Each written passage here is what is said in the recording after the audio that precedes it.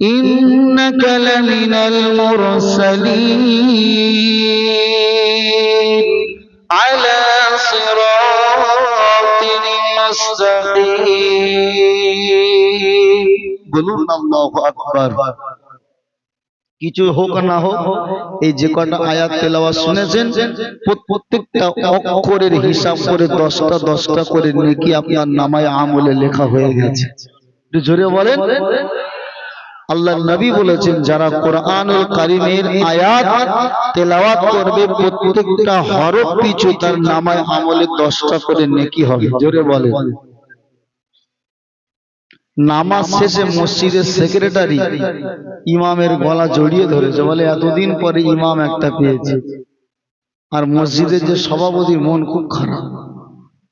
কি জোরে বলেন? খুব খারাপ। ইমাম সাহেব বলছে কি ব্যাপার, সেক্রেটারি আমার এত আদর করছে, আপনার মনে তো খারাপ। ঘরের ভিতরে ডেকে নিয়ে গিয়ে বলছি ইমাম সাহেব একটা কথা বলি। বলছে বলেন। বলছে সেক্রেটারির নাম নাই ইয়াসিন মাল্লাম, ওর নামে আপনি পড়েছেন। তল কোরআনিল হাকিম, তোর আব্বার নাম হাকিম, সেটা বলার কি দরকার ছিল? মূর্খ। ও মনে করেছে সেক্রেটারিকে খুশি করবার জন্য মনে হয় সব কি করেছিল। যদিও এটা আপনার গল্প, কিন্তু এই ঘটনার ভিতরে কি আছে? শিক্ষা আছে। বলছে সেক্রেটারির নাম নাই ইয়াসিন, আপনি তার নামটা বলেছেন, এটা ঠিক ছিল। তোর বাপের নাম যে হাকিম, এটাও আবার নামাজের ভিতরে তুলে ধরার দরকার ছিল। ইন্নাকা লামিনাল মুরসালিন, ওর ছেলের নাম মুরসালিন, সেটাও বললেন। ওর নাতি একটা হয়েছে আলা সিরাতিল মুস্তাকিম, সেটাও আপনি বললেন। তো 14 গোষ্ঠীর নামে যদি সুরা বলেন তাহলে আমি কি বাদ? কে বলছে? এই জাহেল সভাপতি। কথা কেন বলছে আপনি একটু পরে বলবেন। জাহেল, মূর্খ। ইমাম সাহেব চিন্তা করলেন না, কোথাকার পানি কোথায় চলে গেল। বললাম আমি সূরা ইয়াসিন, আর ও নিয়ে চলে গেল ওর বংশের পরিবার 14 গোষ্ঠী। তা বলছে হুজুর তাহলে আমার সামনের সপ্তাহে আপনার একটা টাইম আমি দিচ্ছি। আমি তো সব বুঝি, আমাদের পাওয়ার আছে। সামনের সপ্তাহে যদি আমার নামে সূরা না হয়, তা আপনার তাহলে এই লুটাপোটা গুটিয়ে কি করতে হবে। ইমাম সাহেব চিন্তা করছে আল্লাহ আমি কোথায় এসে পড়লাম। তোমার নাম কি হুজুর? সভাপতি বলছে আমার নাম হলো বাবর। কি? বাবর। বাবর, বাবর নাম শুনেছেন তো? বাবর। ইমাম সাহেব চিন্তা করলো বাবর, সূরা ফাতিহা, বাকারা, আলী ইমরান, নিসা, মাইদা, আনাম, আরাফ, আনফাল, তাওবা, ইউনুস, হুদ, ইউসুফ, রাদ, পুরো কোরআনের সূরা বের করছে 114টা। বাবর বলে পুরো সূরা জোরে বলে না নেই। চিন্তা করছে আমাকে তাহলে এবার কি করতে হবে, একটা তৈরি করতে হবে। ও যেরকম হারামি, তো আমাকে একটু তৈরি করতে হবে, খুশি তোর করতে হবে। পরের সপ্তাহে এবারে সভাপতি এরকম বড় জুব্বা পরে আতর টাতর মেখে পুরো ফাঁস কাতারে এসে হাজির। কোনো সপ্তাহে আসে না, কেন ওর নামাজ সূরা হবে। এবার ও নামাজ শুরু করে, ইয়া আইয়ুহাল বাবু আনতা কালবুন ওয়া আবুকা খিনজির ওয়াজাদতুকা হিমার ওয়া ইন্নাকুম জাহিলুন। সভাপতির বুক পাঁচ আছে। কত বড় পাঁচ আছে। বলে সোনার ইমাম, পৃথিবীর সেরা। বুকে নিয়ে জড়িয়ে ধরে মানে যা করলে হয় ইমামকে। ইমাম সাহেব বলছে অত জড়াজড়ি করে লাভ নেই, মানে জানো। বলছে হুজুর আপনি যে আমাকে নিয়ে এত জড়াজড়ি করছেন, তা আমি যে কিরাত বলি যে অর্থ শুনবেন না। অর্থ শুনলে যা জড়াজড়ি করছেন পুরো উল্টো হবে রিয়াকশন। তা বলছে মানে বলো। বলছে মানে না থাক। বলছে না মানে তাহলে বলো, তুমি যখন বললে। বলছে শোনেন সভাপতি, আমি আপনাদের মতো কিছু জাহিল মূর্খের যন্ত্রণায় আমি মসজিদ ছেড়ে পালাই। নিয়ত করেছি কোনো কড়া বক্তব্য দেব না, সেই নিয়তে সূরা ইয়াসিন দিয়ে নামাজ পড়ালাম। আর সেই আবার আপনাদের মতো এই জাহেলের কবলে আমি পড়েছি। আপনার নাম যে বাবর, আপনি 114 খানা সূরা খুঁজে দেখেন তো কোথায় আপনার নাম সূরা আছে।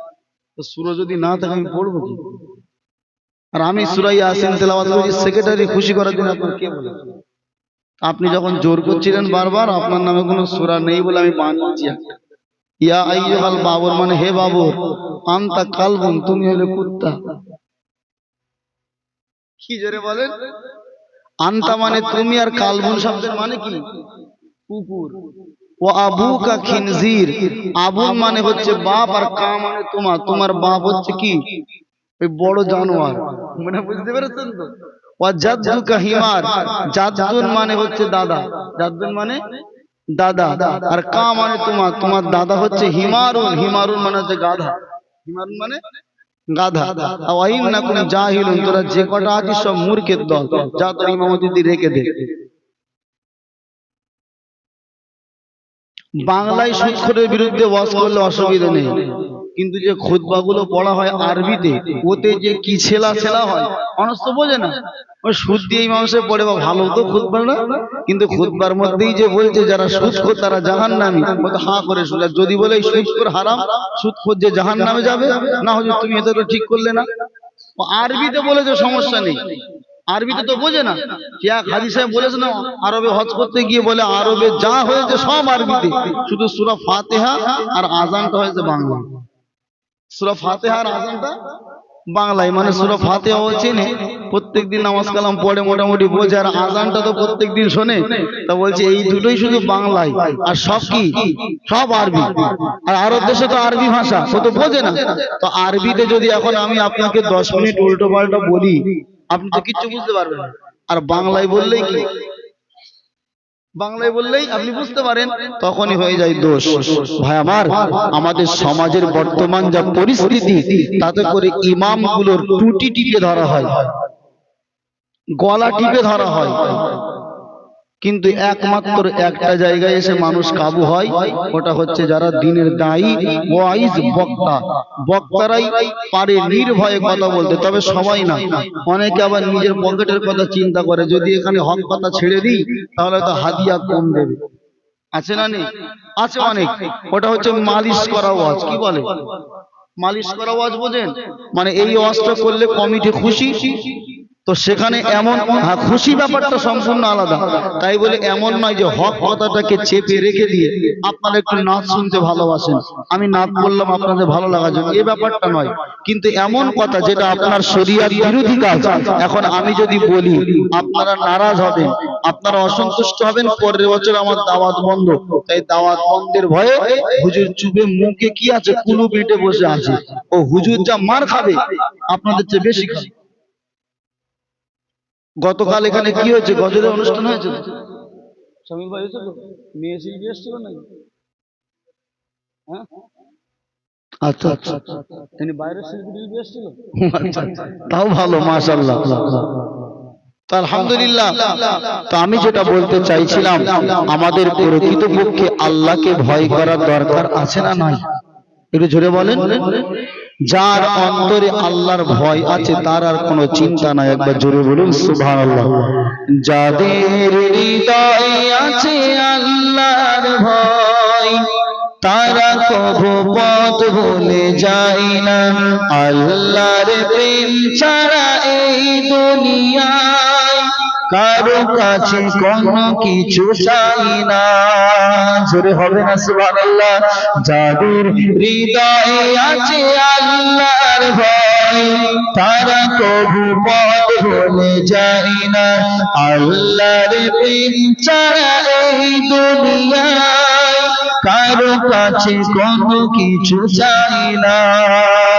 রাতের আঁধারে যারা সিজদাতে রয়, দু চোখের স্রোতে নদী যেন বয়। রাতের আঁধারে যারা সিজদাতে রয়, দু চোখের স্রোতে নদী যেন বয়। ছলনার হাত চালি যত আসো, ছলনার হাত চালি যত আসো, পিছনে ফিরে এসে তাকায় না। যাদের হৃদয়ে আছে আল্লাহর ভয়, তারা কভু পথ ভুলে যায় না। আল্লাহর প্রেম ছাড়া এই দুনিয়ায় কারো কাছে কোনো কিছু চাই না। জোরে হবে না? আল্লাহকে যদি কোনো বান্দা একবার সত্যিকারে ভয় পায়, আল্লাহর কসম করে বলছি তার কাছ থেকে সমস্ত গুনাহগুলো অটোমেটিক সরে যাবে। একবার জোরে বলুন সুবহানাল্লাহ। ও বাবা জানেরা, নওজওয়ানেরা, তরুণেরা, হে রাসূলুল্লাহ দিওয়ানারা, আমার আল্লাহ পাকের নবী জনাব মুহাম্মদুর রাসূলুল্লাহ সাল্লাল্লাহু তাআলা আলাইহি ওয়াসাল্লাম জানার আগে এবং পরে সমস্ত গুনাহ খাতাকে আমার আল্লাহ মাফ করে দিয়েছেন। যার আগের গুনাহ, যার পরের গুনাহ, সমস্ত গুনাহকে আমার আল্লাহ ক্ষমা করে দিয়েছেন। বিশ্বনবী জনাব মুহাম্মদুর রাসূলুল্লাহ সাল্লাল্লাহু আলাইহি ওয়াসাল্লাম যারা জীবনে কোনো গুনাহ ছিল না, অন্যায় ছিল না, সেই নবী আমার দিনে কম বেশি 100 বারের উপরে আল্লাহ পাকের নবী আল্লাহর দরবারে তওবা করতেন। জোরে বলুন সুবহানাল্লাহ। হে নওজওয়ানেরা, হে রাসূলুল্লাহ দিওয়ানারা, আর আমরা মুসলমান, আমরা গুনাহের উপরে গুনাহ করে চলেছি। গুনাহ করবার পরে আমরা এমন ভাবে আমাদের জীবনটাকে দুনিয়ার জমিনে চালাই যেন আমরা বললাম দুনিয়ার জমিনে সবচাইতে বড় আলেম, আমরা যেন দুনিয়ার সবচাইতে বড় আল্লাহ পাকের মাহবুব বান্দা। এই নওজওয়ান তরুণীরা, মুসলমানের বাচ্চারা, যারা হচ্ছে আল্লাহ রাসূলের উম্মত, যারা কিনা আল্লাহর বান্দা, এই মুসলমান তারা নিজেকে আল্লাহর বান্দা বলে দাবি করে, অথচ যখন মসজিদের মাইকে আজানের ধ্বনিটা আসে, ওই আজানের ধ্বনিটা আপনার উপেক্ষা করে দিয়ে নামাজ না পড়ে দুনিয়ার কাজে ব্যস্ত হয়ে যায়। এমন আল্লাহ পাকের অনেক বান্দা রয়েছে, মসজিদের সম্মুখে হেঁটে হেঁটে যায়, মসজিদের মাইকে আজান হয়, আজানটা শুনবার পরে জামাতে নামাজ পড়তে যায় না, আবার বলে আমি আল্লাহর বান্দা। এ ভাইজানেরা, নওজওয়ানেরা, আল্লাহর কসম করে বলছি, আল্লাহর রহম ছাড়া, দয়া ছাড়া আপনি কখনো বাঁচতে পারবেন না। আমার আল্লাহ আপনাকে যদি 5টা মিনিটের জন্য অক্সিজেনটা বন্ধ করে দেয়, হে পৃথিবীপুর এলাকার মানুষেরা শুনে রাখো, আপনার কিন্তু 5টা মিনিটের জন্য আল্লাহ যদি আপনার নিঃশ্বাসটাকে বন্ধ করে দেয়, 5 মিনিটের ভিতরে আমি আপনি মারা যাব। অথচ সেই আল্লাহকে ভয় না করে দুনিয়ার জমিনে আল্লাহর বিধানটাকে আমরা না মেনে আমরা দুনিয়া করে এমন ভাবে পাগল হয়ে গেছি।